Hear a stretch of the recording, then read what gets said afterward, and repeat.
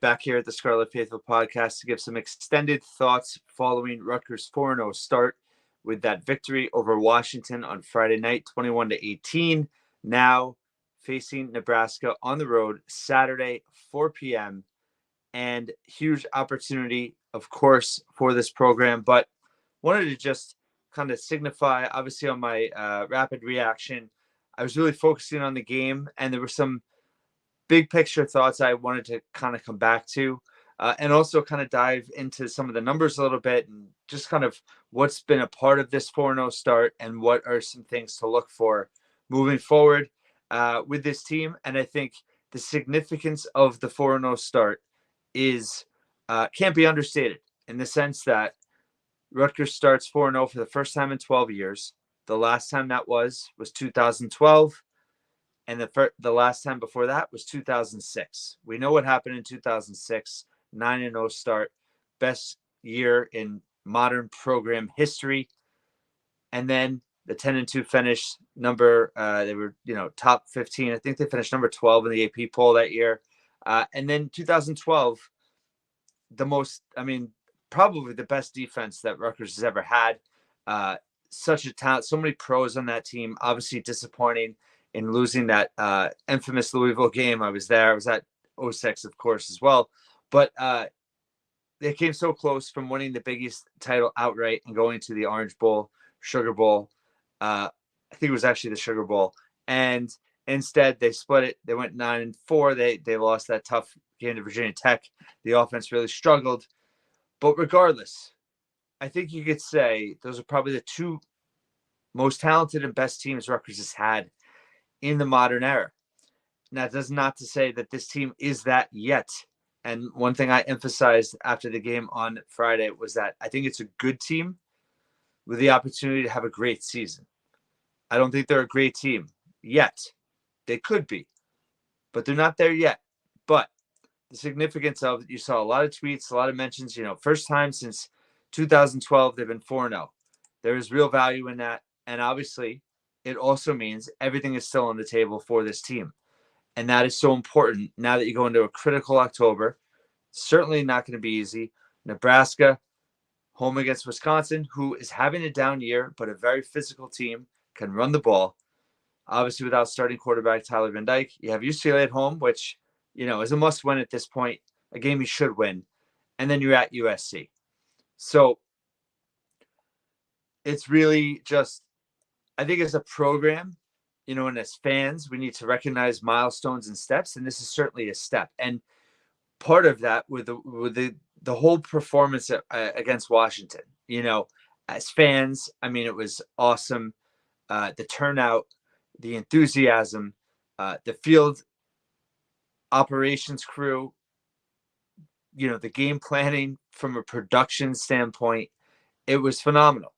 And Rutgers looked like a big time program on the national stage. And that was just, it was pride. I feel immense pride for how well Rutgers represented, both obviously on the field as a team, but also just how it looked on TV, the feedback they got, the social media feedback they've gotten, just that the whole entrance thing. Rutgers did a great tweet on kind of the behind view of walking out. But just, in terms of the horse coming out and just the whole drama of it. Obviously, they had the fireworks, the lights show, the Dream On part. It was so cool. Shout out to my old high school pal, Ferdo Safari, for a great video. Search for him on Twitter for the Dream On part. He's the best video I saw. And then just in terms of everything that went down, and how they planned it and how they pulled it off. And, this is what Shiano's always kind of talked about. And Rutgers looked like in every aspect, not only a legit Big Ten brand, but just they had their moment on the college football stage this season in a way that got a lot of exposure. And now they're going to be on the radar of a lot of people. And that is huge. And that's a responsibility. And they need to obviously continue to perform on the field. But to see Rutgers shine under the bright lights in the way they did, and the experience that fans had, and just the enthusiasm that fans gave in that game. That was a big time football environment. It was a true home field advantage. Shiano raved about it, and it's what should be, and it's what we've all hoped for and dreamed for. And the whole Dream On tie into that was just cool, and I loved it, and I just wanted to make sure I acknowledged that, and the fans that were there just were awesome, and this is what it's all about. For all the hardships, for all the suffering, we have a real moment on our hands right now, and this is what we thought we could have going into the year, and what we hoped we would have. And there's a long way to go, but as I mentioned in the rapid reaction, losing that game, the ceiling is lowered, and the ceiling is still sky high for this season. And that opportunity for a special season with 9, 10, possibly more, it's all still there for you. And that is super encouraging too. I've talked to, in the past about, getting to October and still having a chance at a bowl. Well, now we're into October and still have a chance to make the college football playoff in the expanded era with 12 teams. I mean, listen, you could say it's a pipe dream, but they have a chance. With this schedule, they have a chance. And I know they weren't, people are upset about the AP poll. They got 7 votes. By the way, shout out to Brian Fonseca. Gets a lot of shit from Rutgers fans, but he was one of 7 voters, 6 or 7 voters. I think it was 6 for the AP poll this week. So shout out to him. But the AP poll, don't get hung up on it. Rutgers just has to keep winning, and being underestimated, that's part of being Rutgers. Like, that's just part of the identity of being a Rutgers fan, of Rutgers athletics. You're never going to get the benefit of the doubt. UNLV is ranked and, they don't have as good a, who cares, right? Let's just appreciate where they're at right now and where they can get to, because there's a long way to go, but the path is clear. And you could be concerned, right? I mentioned this at the Virginia Tech game. I'll take 9, 10 more complaints about victories, right? And they haven't been. That's, I think, what is one of the most encouraging things here is that Rutgers hasn't played close to their best game yet. They haven't. And they took care of business against Virginia Tech and Washington when they didn't play their best. And when is the last time we can say that against 2 legitimate Power 4 programs with real history and a tradition of winning, that Rutgers beat them both with clutch plays down the stretch, not playing their best. So there's a lot to, I think, acknowledge there and appreciate in terms of being able to do that. I just think winning games when you're not playing your best, that is the sign of a good team, right? And another part of this has been their good starts. They've gotten off to really good starts. And I one thing in my rapid reaction I didn't really emphasize enough was that they got that stop at the first drive of the game where Washington kind of could do no wrong until they got that penalty. But then that first drive of the second half when they had the goal line stand, just tremendous. And again, they allowed over 500 yards from Washington. They allowed over 400 yards from Virginia Tech. But there's certain things that this defense is doing, and there are concerns with this defense, right? They've given up some big plays. I think they're still battling through some injuries, even though everyone's back. I think it's a combination of injuries and rust. I think it's some inexperience out there. David Anderson will get more into this, but just in terms of some tackling issues, some, maybe misreads or bad angles taken, in terms of just some things that have gone wrong for the defense that I think are correctable, and this team can still be better. But let's just shout out also, it's not just the loss of Motoré, but the loss of Deion Jennings. I mean, they had some stud linebackers and Tyree Powell. I mean, just really, really tremendous linebacking core last year. And you don't have that this year. Teray's out. Jennings is gone. Powell's just working his way back. He made some huge plays in that game against Washington, but it's going to take time. And again, you're winning going through this, right? You're not at the level of defense you want to be, but you're still winning. And there's a lot to be said there. Some statistics I wanted to bring up. Number 2, red zone defense nationally. So they've given up a ton of yards, but they've allowed their opponents just to score 54.5% of the time in the red zone. 6 scores out of 11 possessions, 4 of which are touchdowns. Just 4 of 11. That is number 2 in the country. Very impressive there. And that is something that should absolutely be noted, that I feel like, has, I don't know, I'm sure, I'm doing this Sunday night. I'm sure by Monday it'll come out. I tweeted about it too. But I just think that that's something that should not be taken for granted. Army is number 1. That's what I want to look up. Ohio State's number 3. But that is what won the game against Washington. 4 trips to the red zone, just 10 points. And that goal line stand at the start of the second half was just huge in doing that. Also, shout out to the offense. Number 17 in the country in third down conversion rate at 51%. 26 and 51 converted third down attempts. And that is huge progress. And that's why Rutgers is 4-0 in the sense of it's not just on the defense anymore. And the defense needs to get better. But the offense has shown major growth so far. Now, note the fact that the strength of schedule is just 103 nationally, right? And I think it's part of it, right? When people talk about they should be ranked and all that. I mean, listen, Virginia Tech, I think they're a good team. They haven't shown it really yet. They haven't done anything impressive yet this season. And then Washington, both teams have 2. Well, Virginia Tech has 3 losses now. They almost beat Miami. Washington has 2 losses. I think I really do. I said this in my Big Ten Tiers podcast on Sunday. And looking at week 5 results, week 6 forecast, I think Washington's going to beat Michigan at home. And that obviously would go a long way. They're number 10 now nationally. I think that Michigan, I think that would obviously help Rutgers' resume too. But I really think that Washington's a good team. And I think we're going to look back on this win as it's going to be a good win because I think Washington's just going to get better. But third down conversion, number 17 nationally, over 50%. If they can be over 50% at the end of this year, I mean, it's going to be a good season. And then tied number 5 nationally for fewest penalties per game and fewest penalty yards, 32.8 yards per game, 4 penalties per game. This is a well-coached team.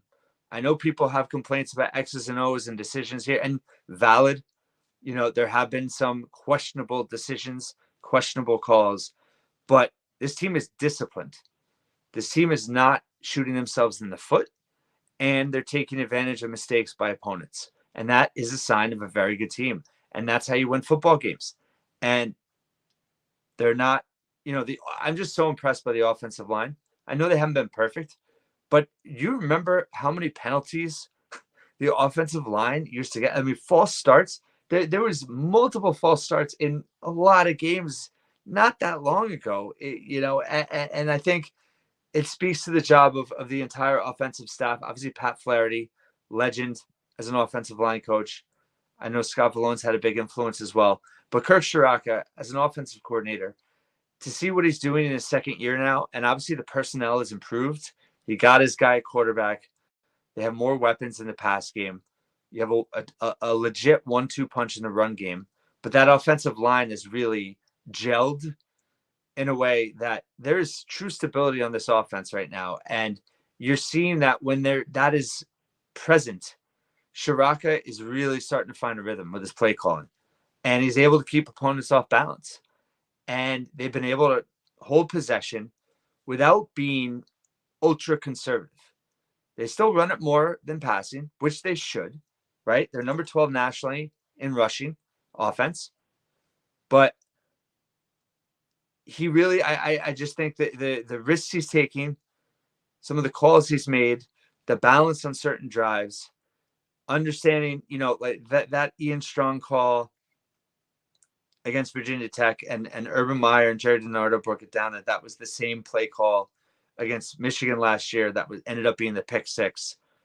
To have, the chutzpah to call it again, and I'm sure they've drilled on that play a ton, and to pull it off in such a manner at that stage in the game on the road again. I mean, that takes guts, and that shows belief in your team. And I really think, not to get so Ted Lasso on you, but the belief on this team and the belief with the coaching staff and the way that you can't put a value on that, because it's invaluable. It's just, it permeates everything they do, and you see it in the play calling. And I just think Chirac has done a very, very good job of utilizing the personnel he has and showing confidence in the offense. And you've seen the offense rise to the occasion, and it's been super encouraging. And, listen, you could say that you have more confidence in the offense or the defense right now? It's not to say, again, I just said defense, number 2 red zone defense in the country. They have, the classic bend but don't break mentality, and that's okay. They're going to have to improve, but so does the offense for sure. But it just goes to the whole culture of the program. I mean, shout out to a friend of the podcast, Forno, who tweeted about this in terms of that play that Ian Strong had, where he basically leaped over for the first down. There was a tremendous block there by Christian Dremel on that play. This is a guy that led Rutgers in receiving last year. Doesn't have a catch this year. He's playing special teams. He's out there on offense a little bit. He has been banged up some, but there is more talent in that receiving core now. Former walk-on. And guess what? He's laying out people on a block to spring Ian Strong for a first down in a key drive. And that just speaks to the culture of this program. I also think, someone like Kenny Fletcher, I mean, he converted from defense, and now he is their best pass-catching tight end in over a decade. So the work ethic of this program, the selflessness of players in this program, it's what's the difference in these close games. I really believe that it all adds up. It affords you mistakes that you can overcome with good coaching, fundamentally, belief of the team, unselfishness, and the way that key guys are stepping up in key moments. And it's just been great to see. And I think it really bodes well for the ceiling for this program for this year. Again, strength of schedule is just 103rd, but, Bill Connolly, SP plus, advanced analytics, their resume right now ranked number 19th. And I can go more into that soon. But I think that when you combine the progress on offense, the improvements still needed on defense, right? Special teams needs to get better. They have a lot of penalties, been shaky in the kick game. Special teams they haven't been terrible, but they haven't been good enough, and they need to get better. Everybody has to continue to get better. And Nebraska is no easy task. Nebraska is 6.5-point favorites. Huge showdown. Rutgers, number 12, rushing offense. Nebraska, number 15, rushing defense. That's 15th. Nebraska is a physical team. Dylan Raiola, super talented quarterback. Maybe probably the most talented quarterback they'll face. Will Rogers for Washington is very good, but I think Raiola he's a 5-star. He's got the most talent they'll probably see this year, barring postseason, in the regular season. And it's homecoming. I think the offensive line has shown a physicality and an identity.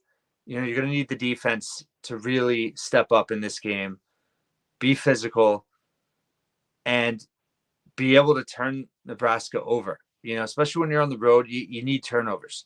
So I'll have plenty on that matchup, but this is by no means, this is a very difficult game. But win or lose, there's so much opportunity still in front of this team because you beat Washington. I think I said it before the season. I said it after the win. You know, the swing potential in that game from potentially 2-2 to potentially 4-0 to win that game. It's so massive on the implications of this season. And now you have a team that is going to go to Nebraska with all the confidence in the world.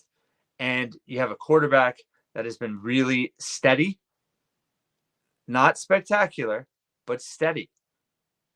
And that has been huge. And then you have Monungai, Sam Brown, 1-2 punch. That's just been fun to watch. And you have a lot going for you. Any last notes I have just in terms of, there's 7 ranked Big Ten teams now. Rutgers plays 2. USC and Illinois. So again, schedule, timing, all this. It's things are looking good for Rutgers in terms of the opportunity in front of them and kind of the fortuitous bounces, call it calls, mistakes by opponents, all that. You need some luck along the way, right? If you're going to have a special season, you need luck. Every team does. And Rutgers right now is looking pretty good in that area. So that's another major reason for optimism. And then lastly, I just wanted to bring up the McCourty brothers. They went into Rutgers Hall of Fame at halftime of that Washington game. I mean, the night before, but how poetic is that?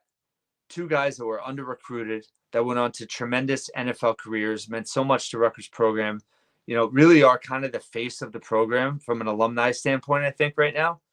And they meant so much to Rutgers. They represented so well. Obviously, huge part of Shiana 1.0. To see them go into the Hall of Fame when the program took a step forward, literally, in that Washington game, it was very touching and important to what it means to be part of Rutgers football and how we want to see it at its best. The McCourty brothers give the best impression of Rutgers football to the outside world. And it was awesome to see them go in, obviously well-deserved. And then one other note, shout out to women's soccer. They tied number 1 Michigan State on Sunday to maintain their first place standing in the Big Ten. They're 4-0-1 in Big Ten play, 8-1-2. Their other ties against Wake Forest, who previously beat the former number 1 and number 2 teams in the country. So, they have an 8-game unbeaten streak now. They had 7 straight shutouts victories before this 1-1 tie against Michigan State on Sunday. But, I mean, credit to them. That's another program, right? They lost at UMass. Gia German was ejected for fighting. It was a bad loss. And what have they done? They've gotten off the mat. They've 7-0-1 since, and they sit atop the Big Ten standings. They were picked 7th in the preseason in the Big Ten, and they're halfway home. Now they go to Penn State, ranked team. They have ranked Iowa coming up, but they're having another great season. And, there's just a lot of reasons to be proud about Rutgers right now. And football and women's soccer are 2. I mean, if you want to be upset about Rutgers not being ranked, it's women's soccer. They better be ranked this week because they're still not ranked. And they're atop the Big Ten standings. They're 8-1-2. Like I said, their 2 ties are against the number 1 team in the country and another team that beat the number 1 and number 2 teams in the country. They do have a bad loss, but they're just running through the Big Ten right now. Obviously, if they, beat Penn State and Iowa, they're on their way to being ranked really high and a really good chance to win the Big Ten outright. So shout out to them. Football, a lot of reasons for optimism. Basketball, a lot of reasons optimism there. I went into it a lot last week with Media Day, and there was the scrimmage, which by all accounts was very well executed by men's basketball. They had the autograph session with Knights of the Raritan. And there's just a lot of excitement as Rutgers fans right now. We should embrace it. Don't worry about the negative crap, right? Just know that it's coming. If people want to doubt Rutgers, let them.